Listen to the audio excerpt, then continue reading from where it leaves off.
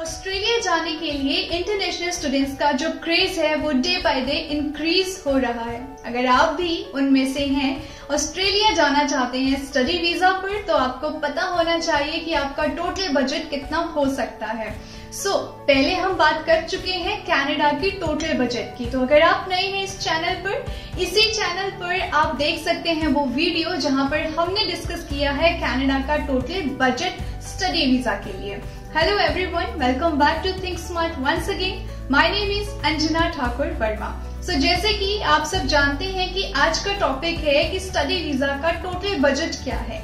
अगर आप आफ्टर +2 या आफ्टर ग्रेजुएशन मूव करना चाहते हैं तो स्टेप बाय स्टेप हम डिस्कस करेंगे आपका टोटल एक्सपेंस। तो सबसे पहले मैं बात करूंगी एप्लीकेशन फी की। किसी भी यूनिवर्सिटी में जब हम अप्लाई करते हैं तो आपके एप्लीकेशन चार्जेस होते हैं, बट ऑस्ट्रेलिया की मैक्सिमम यूनिवर्सिटीज में एप्लीकेशन चार्जेस नहीं है, वो वेव्ड ऑफ है। कुछ एक यूनिवर्सिटीज हैं, फॉर एग्जांपल आपकी क्वींसलैंड यूनिवर्सिटी, जहां पर आपके मिनिमम $100 चार्जेस हैं एप्लीकेशन। वैसे ही कुछ एक यूनिवर्सिटीज कुछ एक इनटेक्स में आपकी एप्लीकेशन चार्ज कर सकती है। तो अगर चार्जेस होंगे तो वो मिनिमम $75 टू मैक्सिमम $100 अप्रोक्सीमेटली हो सकते हैं। अदरवाइज आप फ्री में किसी भी यूनिवर्सिटी में अप्लाई कर सकते हैं। सेकेंड स्टेप होता है आपका GTE process. Because conditional offer letter आने के बाद में GT प्रोसेस में आपके 4 स्टेप्स होते हैं जो आपके क्लियर होने जरूरी है।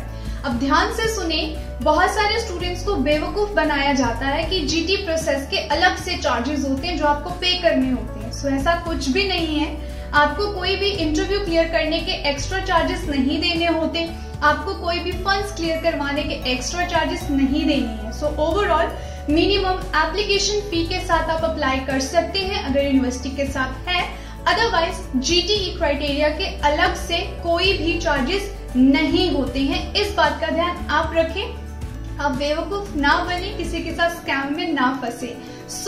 GTE क्राइटेरिया में कहां पर जरूरी है आपका फंड्स दिखाना, वो है जब आपका स्टेप बाय स्टेप प्रोसेस होता है।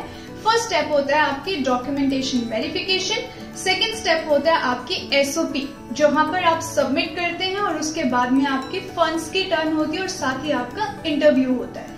अब फंड्स की अगर हम बात करें तो वो आपके अकाउंट में आपको शो करवाना होता है यूनिवर्सिटी को, जिसका सीधा मतलब ये है कि आप यूनिवर्सिटी को अपना जो फाइनेंशियल स्टेटस है आप उन्हें ये कन्वे करते हैं कि फ्यूचर में आप अपने साथ में वो फाइनेंशियल बजट लेके जा रहे हैं जो फ्यूचर में आपको हेल्प कर सकते हैं नेक्स्ट ईयर में, जिसका मिनिमम बजट अगर मैं देखूं सिंगल प्रोफाइल में तो 15 lakh to 18 lakh in between enough होता है। उसी के साथ में अकॉर्डिंगली आपकी ITRs आप अटैच करवा सकते हैं।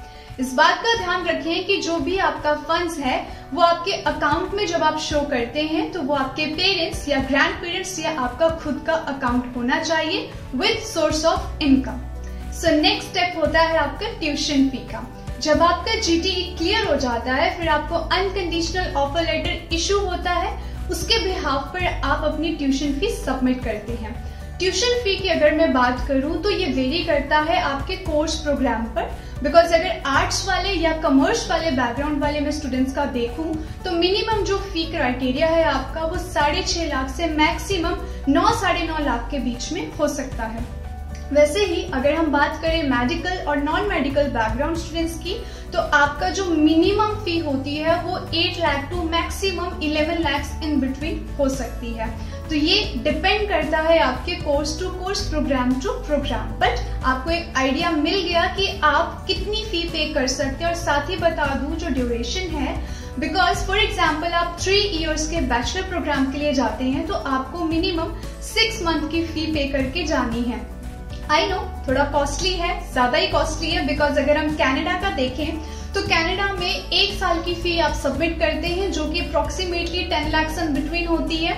बट अगर हम ऑस्ट्रेलिया का देखें तो 6 मंथ की फी ही आपकी 9 से 10 लाख के बीच में चली जाती है।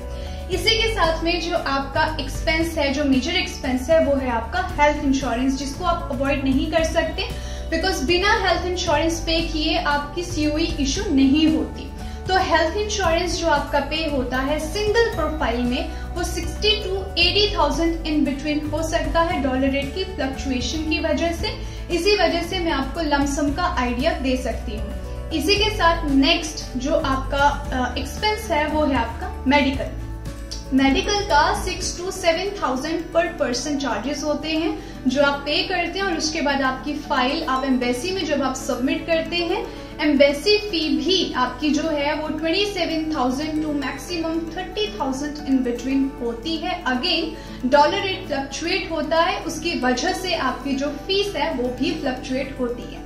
बट आपके पास में एक ओवरऑल चार्ट, एक क्राइटेरिया, एक बजट सेट है जिसके अकॉर्डिंगली आप अपना फ्यूचर प्लान कर सकते हैं अगर आप ऑस्ट्रेलिया स्टडी वीजा में अप्लाई करवाना चाहते हैं। सो ये है आपका टोटल एक्सपेंस, टोटल बजट। इस टोटल बजट के अंदर आप अपना ऑस्ट्रेलिया जाने का सपना पूरा कर सकते हैं। अगर मैं ओवरऑल देखूं सिंगल प्रोफाइल का, तो minimum 12 lakh to 14 lakh in between आपका टोटल बजट होता है, जिसमें कि फंड्स आपके अलग हैं, और 12 टू 14 लाख सिंगल प्रोफाइल में वो एक्सपेंस है जो आप सबमिट करते हैं यूनिवर्सिटी एंड एम्बेसी को। सो आई होप ये वीडियो आपके लिए हेल्पफुल होगा फ्यूचर में जब भी आप किसी इनटेक में अप्लाई करते हैं। ऐसे ही इस चैनल पर बने रहे इंफॉर्मेटिव कंटेंट के लिए, और अगर वीडियो पसंद आए तो चैनल को जरूर सब्सक्राइब करें, वीडियो को शेयर करें और ज्यादा से ज्यादा लाइक करें। Thank you for watching.